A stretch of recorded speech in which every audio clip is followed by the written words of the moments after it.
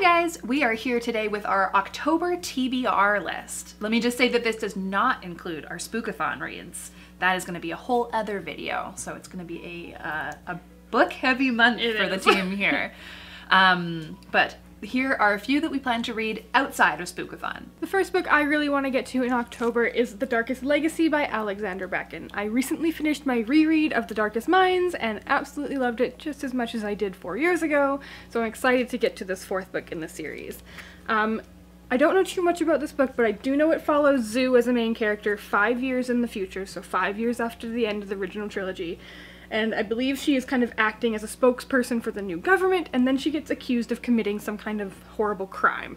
And she's out to clear her name. That's all I know about it, but I just love this world. I had so much fun doing my reread, and I just know I'm gonna love this one too. And Zoo is one of my all-time favorite characters, so I'm excited to read a book that follows her. The first book on my October TBR is Dragon Pearl by Yoon Lee. This is the third release on Rick Riordan Presents, and it is really cool. I've read one chapter and then I had to put it down, and I'm very excited to get back to it. But it is described as a space opera with elements of Korean mythology, and it involves shapeshifters and foxes and missing family members and just all kinds of neat sci-fi drama. I have been so impressed by everything that's come out on Rick Riordan's imprint so far, and I just really love the message behind it, so I am very much looking forward to this one. The next book I'm really excited for is Lethal White by Robert Galbraith, aka J.K. Rowling. I love the Cormoran Strike series. I devoured the first 3 books a couple of years ago and have been eagerly waiting for number 4 for a long time now. I don't know what this one is about, but it is the 4th book in the series. It's huge. I just think Cormoran Strike and his assistant slash partner Robin are such great and like endearing characters. Like, they're so flawed but so fascinating. I'm assuming this is going to have a great and gripping mystery in it, and I'm excited to read it. It's so long, and I'm excited for that. I don't know, it's over 700 pages? Oh no, it's not. It's over 600 pages, but still, it's just gigantic, and I can't wait to jump into this one in October. The next one on my list is Song for a Whale by Lynne Kelly. This one just arrived on my desk this morning, and as soon as I saw the cover, I just like leapt towards it because it is so beautiful.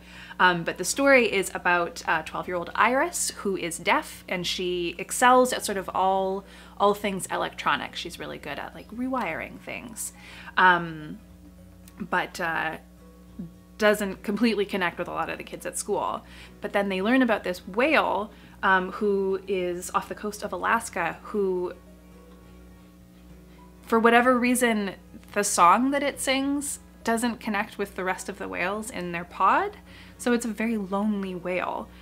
So she decides to make it her mission to figure out how to fix this for the whale. I love whales so much, and this just sounds like a really beautiful story. Another book I'm very excited for is The Storm Runner by J.C. Cervantes. This book just came out in September, and it sounds so much fun. This one is based on Mayan mythology, and on the back it says, "Feisty heroes, tricky gods, murderous demons, and spirited giants are just some of the pleasures that await in this fresh and funny take on Mayan mythology, as rich and delicious as a mug of authentic hot chocolate."